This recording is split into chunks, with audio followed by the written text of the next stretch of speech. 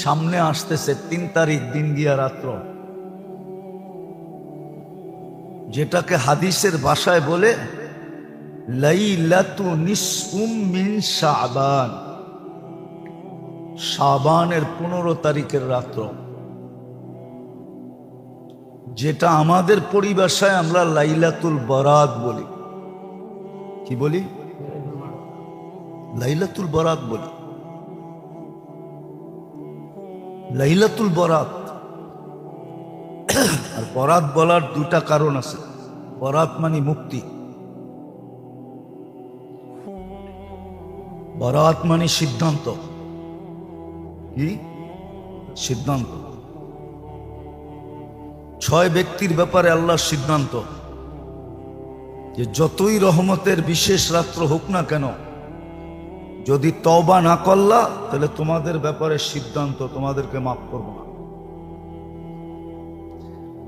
এই 6 সম্প্রদায় ছাড়া বাকি সব সম্প্রদায়ের জন্য সিদ্ধান্ত কি? মাপ চাইতে দেরি করতে দেরি করব না।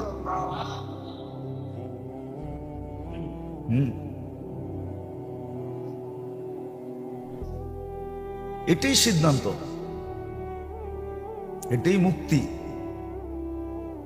একজনকে এই দিক দিয়া মুক্তি, আরেকজনকে ওই দিক দিয়া মুক্তি। এই বিশেষ রাত্রটা হলো নিসফ মিন শাবান, লাইলাতু নিসফুম মিন শাবান, শাবানের 15 তারিখের রাত্রি। যদিও কেউ কেউ বলে, আছে আমাদের সমাজে কিছু লোক আছে বা দুনিয়াতেও কিছু লোক আছে যারা এই রাষ্ট্রের অস্তিত্বের ব্যাপারে মানে না, এদিক ওদিকের কথা বলে, অথচ এই রাত্রের প্রমাণ হিসাবে 17 জন সাহাবার থেকে কওল আছে। 17 জন। কয়জন? একজনের হলে আপনি উল্টা বলতে পারতেন, 17 জনকে উল্টা বলেন কি করে? ঠিক না? একজনরে বলা যায়, 2 জনরে বলা যায়, 3 জনরে বলা যায়, কিন্তু যদি 3-এর উপরে উঠা যায় তো সমাজও তো বলে ওই এত লোক মিথ্যা বলে কি করে? ঠিক না? আরো সাহাবায়ে কেরাম, আরো কে? এই জন্য আমাদের সমাজে আছে, মিডিয়ায়ও দেখা যায়, টক শোতেও দেখা যায়, এই রাষ্ট্রের অস্তিত্ব স্বীকার করে না। এটাও ঠিক না। আবার আমাদের ভিতরেও কিছু লোক আছে অতিরঞ্জিত করে, এটাও ঠিক না। অতিরঞ্জিত করে এটাও, যেমন ট্যাক পাকাবে, মসজিদ আলোকিত করবে, চেরাগা করবে, বাতি সাক্তি লাগাবে, ঠিক না? রোডে সোডে মসজিদে, ঠিক না? হালুয়া শালুয়া, ঠিক না? খাওন টাউন খুব খাবে পাকাবে, ঠিক না? আবার পুরান ঢাকায় তো 2 দিন আগের থেকে রুটি বানানো শুরু হয়।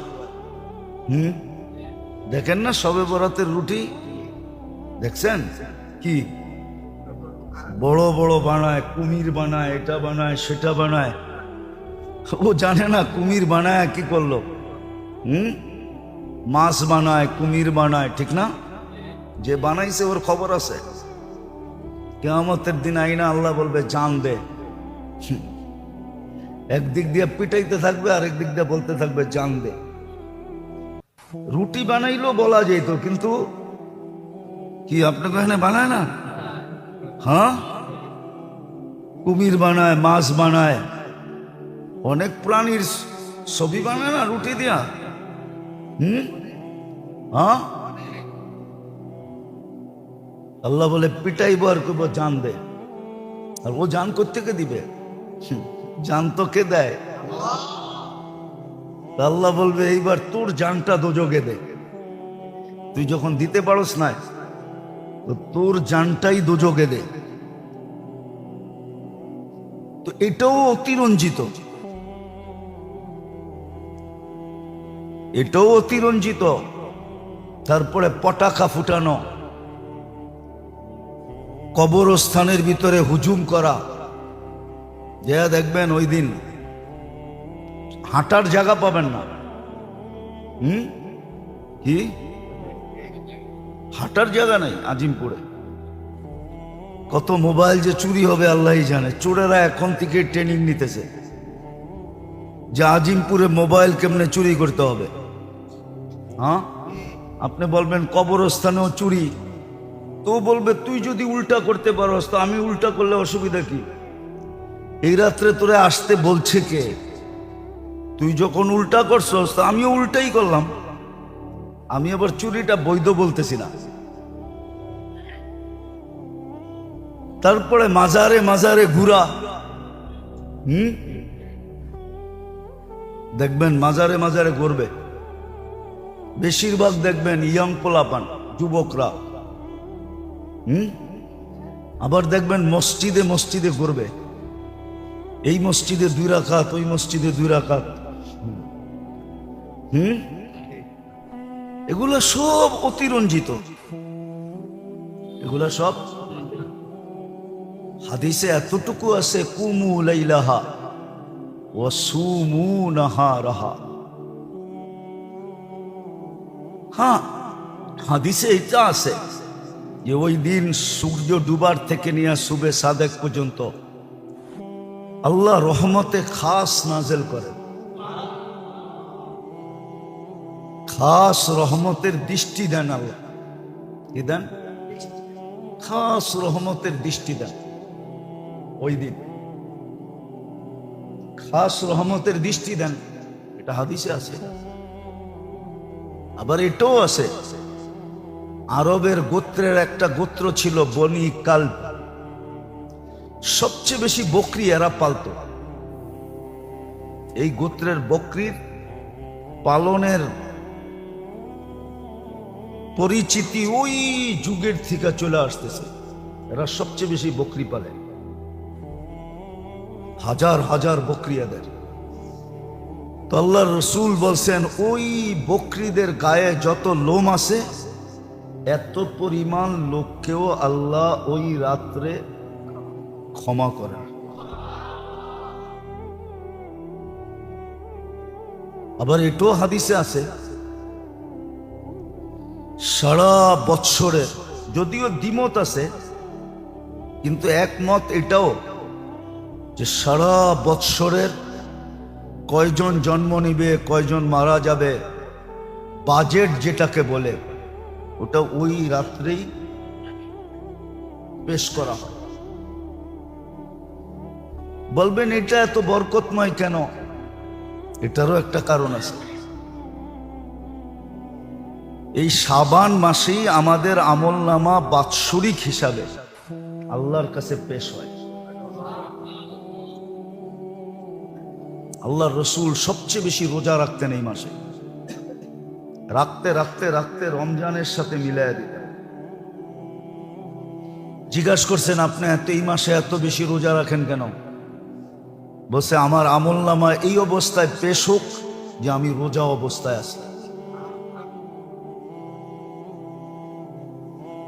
আবার এই মাসটাকে আল্লাহর রসুলের মাস হিসাবে আখ্যায়িত করেন। রমজান আল্লাহর মাস, শাবান মুহাম্মদুর রাসূলুল্লাহ সাল্লাল্লাহু আলাইহি ওয়াসাল্লামের প্রিয় মাস, সবচেয়ে পছন্দনীয় মাস। আবার এটা রমজানের প্রস্তুতিমূলক মাস। দেখেন না, বিয়ে শাদী হওয়ার আগে 2 দলই একটু টাইম নেয়, ঠিক না? হ্যাঁ, মেয়ে আলারও বলে একটু প্রস্তুতি নিতে হবে, ছেলে আলারও বলে একটু প্রস্তুতির ব্যাপার স্যাপার আছে। যদিও 2 দলেরই পছন্দ হয়ে গেছে, 2 দলেরই, মেয়ে আলাগো ছেলে পছন্দ, ছেলে আলাগো মেয়ে পছন্দ। যখন পছন্দ হয়ে গেছে তো দেরি করার দরকারটা কি? না কি মাইয়া পোলা রাজি, জলদি করো কাজী, ঠিক না? দুজনেই তো রাজি, কিন্তু তারপরও বলে একটু প্রস্তুতির দরকার আছে, ঠিক না? আমাকেও তো মাইয়াটা একটু সাজায় গাজায় দিতে হবে, ছেলে আলারা বলে আমাকেও তো একটু গুছায় গাছে আনতে হবে, ঠিক না? তো রমজান, শাবানটা হলো রমজানের প্রস্তুতির মাস। আরেকটা যুক্তি এখানে আছে, যদি বোঝেন তাহলে বলা যায়, কিন্তু খুব ধ্যান দিয়ে শুনতে হবে, বিবেকটাকে কাজে লাগায়, তাইলে বুঝে আসবে। হ্যাঁ, রমজানের প্রথম 10 দিন কিসের? হ্যাঁ, আর রমজান কার মাস? আল্লাহ বলে শাবান এই জন্য, আর নিসফ মিন শাবান এই জন্য, আর শাবান এই জন্য যে তুমি নিজেকে এতটুকু পুত পবিত্র করো যে রহমতের পর্ব শুরু হইতে দেরি, পর্বটা যেন তোমাকে ডাইকা নিতে দেরি না করে। হ্যাঁ, কি ডাইকা নিতে দেরি না করে। সন্তান কিন্তু মা বাবার কাছে বড় আপন হয়, ঠিক না? হ্যাঁ, যদি পেশাব পায়খানায় শরীরে মাখায়া থাকে তাহলে বাপে নিতেও একটু দ্বিধা করে, ঠিক না? হ্যাঁ, কি করে?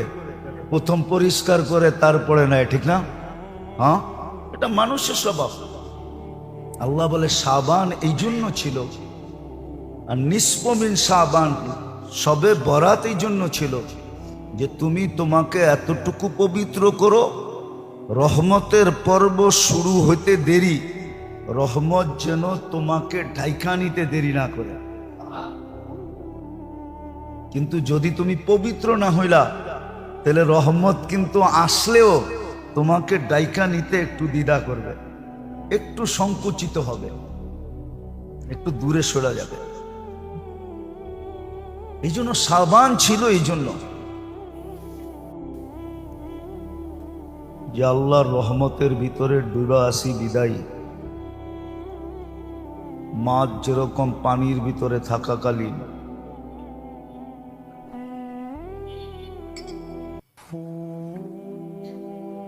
পানির পরিবেশে থাকাকালীন বা পানির ভিতরে থাকাকালীন যেরকম নিজেকে নিরাপদ মনে করে, আর এই পরিবেশটাই মাছের জন্য নির্ধারিত, এরকম আরো পাখি খোলা আকাশের পরিবেশে, বন্য প্রাণী খোলা জঙ্গলের পরিবেশে আমরাও কিন্তু বেঁচে আছি আল্লাহর রহমতের কারণে।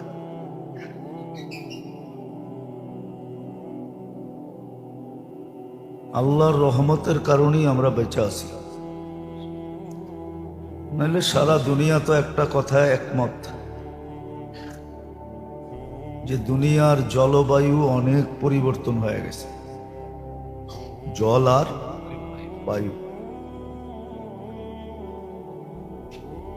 দুটোটাই মানুষের বাঁচার সবচেয়ে বড় উপকরণ। পানির নাম জীবন, আর বায়ু তো বায়ুই, এটা না হলে মানুষের জীবন চলে না, এটার নামও জীবনী। কিন্তু দুটোটাই দূষণীয়, দুটোটা নিয়েই দুনিয়া চিৎকার দিতেছে জলবায়ুর পরিবর্তনের কারণে, বিনষ্ট হওয়ার কারণে। আপনারা পাংখা চালাইতেছেন, ঠিক না? অথচ এটা মাঘ মাস, আজকে 16 তারিখ, ঠিক না? ছোটবেলা শুনছিলাম মাঘের শীত নাকি বাঘের গায়ে, বাঘ পর্যন্ত কাবু হয়ে যায়, ঠিক না? অথচ আমরা পাংখা চালায় কাবু, ঠিক না? অনেকে দেখা যায় এসিও চালায়। আল্লাহর রহমতের ভিতরেই আমরা বেঁচে আছি, রহমত না হলে বাঁচার কোনো সুযোগ ছিল না। কত যুগ থেকে শুনে আসতেছি ঢাকা শহর বসবাসের যোগ্য না, কিন্তু ঢাকার মানুষ কমবে তো দূরের কথা, প্রতিদিন বাড়তেছে, ঠিক না? কি বলেন? দুনিয়ায় এত দেশ আছে, ছোটখাটো এরকম দেশ আছে, পরিধির দিক দিয়ে ছোটখাটো না, জনসংখ্যার দিক দিয়ে ছোট। এরকম দেশ আছে, পুরা দেশের মানুষ আমাদের 2-4টা স্টেশনেই ডেলি উঠানামা করে। হ্যাঁ, সদরঘাট, গুলিস্তান, মহাখালী, সাইদাবাদ, গাবতলী, কমলাপুর, এই 6টা মিলাইলেই তো দেখা যাবে এক দেশের চেয়ে বেশি মানুষ ডেলি উঠানামা করে। কিন্তু যুগ ধরে শুনতেছি ঢাকা শহর বসবাসের যোগ্য না, ঠিক না? কিন্তু বসবাস করে যেতেছি কিভাবে? ওই আল্লাহর রহমতের কারণে। আল্লাহর রহমতের কারণে আমরা বেঁচে আছি। একটা তো আল্লাহর ব্যাপক রহমত, সদা সর্বদা আমাদেরকে ঢেকে রাখছেন। বিজ্ঞানের যুক্তি দিয়ে বুঝাইলেও বোঝানো যায়, বিজ্ঞানের যুক্তি দিয়ে যদি বোঝানো হয় তাহলেও বোঝানো যায়। দুনিয়াটা কিন্তু সূর্যের পিছে দৌড়াইতেছে 66,000 মাইল পার ঘন্টায় গতিতে। কত? পার ঘন্টায়। বলেন আপনার আমি টিকা আছি কি করে? একটা বাসের ছাদে যদি 200 মাইল গতিতে বাসটা চলে আর ছাদের উপরে কেউ বসা থাকে, ও কি বসা থাকবে না কাগজের মতো উড়া যাবে? আমরা তো উড়া যাই না, 66,000 মাইল গতিতে দৌড়াইতেছি। আপনাদের বিজ্ঞানকে জিজ্ঞেস করেন, 1000 মাইল গতিতে ঘুরতেছে। এটা ঘুরেও দৌড়ায়ও, এটাও আল্লাহর রহমত আমাদেরকে চাপ দিয়ে রেখে দিয়েছে। যদিও বিজ্ঞান বলে যে 266 মন অক্সিজেন আমাদের উপরে চাপ দেওয়া আছে, কিন্তু আপনি কোনোদিন অনুভব হয় যে আপনার উপরে এতগুলা ওজন চাপ দেওয়া আছে? অনুভব হয়? এটা আল্লাহর রহমত। একটা হলো ব্যাপক রহমত, যেটার কারণে আমরা বেঁচে আছি, নাহলে আমাদের মরে যাওয়ার কথা, অস্তিত্বহীন হয়ে যাওয়ার কথা। আরেকটা হলো আল্লাহর খুসুসি রহমত, বিশেষ বিশেষ রহমত, ঠিক না? পাক তো বাড়িতে ডেলি হয়, ঠিক না? হ্যাঁ, কিন্তু মেহমান আসলে বিশেষভাবে পাক হয়, ঠিক না? আর জামাই আসলে তো, নতুন জামাই আসলে তো কোনো কথাই নেই, ঠিক না? হ্যাঁ, এই জন্য একটা প্রবাদ বাক্য আছে, জামাই বলে শ্বশুর বাড়িতে পুরাণ হয় না। এখন হয়, আগে হতো না। এখন হয়, কিন্তু ঢাকার একটা নিয়ম আছে, যতদিন বাজার না করবেন ততদিন আপনি পুরাণ হবেন না। যেদিন শ্বশুর বাড়ির বাজার করবেন ওই দিনই পুরাণ হয়ে যাবে। আবার ঢাকার নিয়ম, আবার ঢাকায়ারা চেতা না যায়। আল্লাহর কিছু বিশেষ রহমত আছে, বিশেষ বিশেষ মুহূর্তে আল্লাহ ওই রহমত গুলা নাজেল করেন। বুদ্ধিমান ওই সমস্ত লোক যারা এই বিশেষ মুহূর্ত গুলাকে কাজে লাগায় বা তালাশ করে, এরাই হলো বুদ্ধিমান, যারা বিশেষ মুহূর্ত গুলাকে তালাশ করে। আর যখনই বিশেষ মুহূর্ত গুলা আসে এটাকে খুব কাজে লাগায়, মনোযোগ সহকারে, একাগ্র চিত্তে, নিবিড়ভাবে, ইখলাসের সাথে এই মুহূর্তগুলাকে কাজে লাগায়। আবারও বলতেছি, এমনি তো রহমত 24 ঘন্টাই আমাদের উপরে। এই জন্য কোরআনে একটা শব্দ আছে, রহমতুল্লাহি ওয়াসিআ। আল্লাহর রহমত অনেক প্রসারিত, শুধু মুসলমানের উপরে না, বেদিনের উপরও, খোদাদ্রোহীর উপরও। এই জন্যই তো টিকা থাকে, নাহলে যে আল্লাহর বিরুদ্ধে বলে সে 1 সেকেন্ড টিকা থাকার কথা না। দুনিয়াতেই তো কারো বিরুদ্ধে বলে স্টেজ থেকে নামা যায় না। কি কন? কারো বিরুদ্ধে বলে রাস্তাঘাটে চলা যায় না, যায়? হুম, দেখা তো যায়, এখন দেখা যায় না, যায় না। কোনো দলের বিরুদ্ধে বলা যায় না, কোনো ব্যক্তির বিরুদ্ধে বলা যায় না, কিন্তু আল্লাহর বিরুদ্ধে বইলা বেঁচে থাকে কি করে? আল্লাহর রহমত যদি না হইতো, আল্লাহর বিরোধিতা করে বেঁচে থাকে কি করে?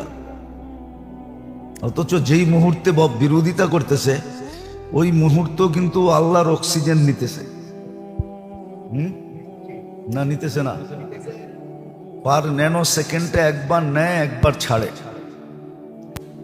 ওই সময়ও দেখা যাইতেছে আল্লাহ ওর ভিতর থেকে কার্বন ডাই অক্সাইডকে আউট করতেছে। কার্বন ডাই অক্সাইড যদি আমাদের ভিতর থেকে আউট না হয়, তো 24 ঘন্টার ভিতরে আউট না হলে আপনি মারা যাবেন।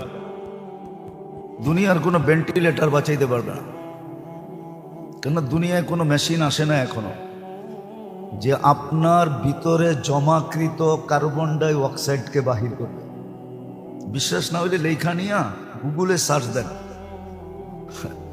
আমরা তো গুগল নির্ভরশীল, বিজ্ঞান নির্ভরশীল। আমরা বিজ্ঞানরে জিজ্ঞেস করেন না, কোনো মেশিন আসে নাই। তো রহমত না হইলে ও টকশোতে বসে আল্লাহর বিরুদ্ধে বলতে পারতো না। সারাদিন আল্লাহরটা বক্ষণ করবে, আল্লাহর সেবা নিবে আর আল্লাহর বিরোধিতা করবে, এটা কোনোদিন পসিবল ছিল না।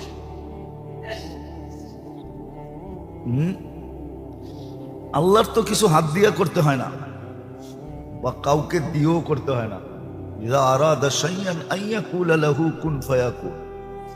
আল্লাহ কুন বললেই হয়, ঠিক না? নাইলে প্রবাদ বাক্য কই থেকে বানাইলেন? রাখে আল্লাহ, মারে কে? মারে আল্লাহ, রাখে কে? আল্লাহ মারলে কেউ রাখতে পারে না, আর রাখলে কেউ মারতে পারে না। এটার প্রমাণ আল্লাহ শতবার দিছে। কি শতবার এই জমিনে প্রমাণ দিছে না? দেয় নাই? দিছে, আল্লাহ প্রমাণ দিছে। নতুন করে প্রমাণ দেওয়ার কোনো প্রয়োজন নাই। তো এমনি তো আমরা 24 ঘন্টা আল্লাহর রহমতের ভিতরে ডুবা আছি। খুব ভালো করে বুঝতে হবে, নাহলে কাজে দিবে না।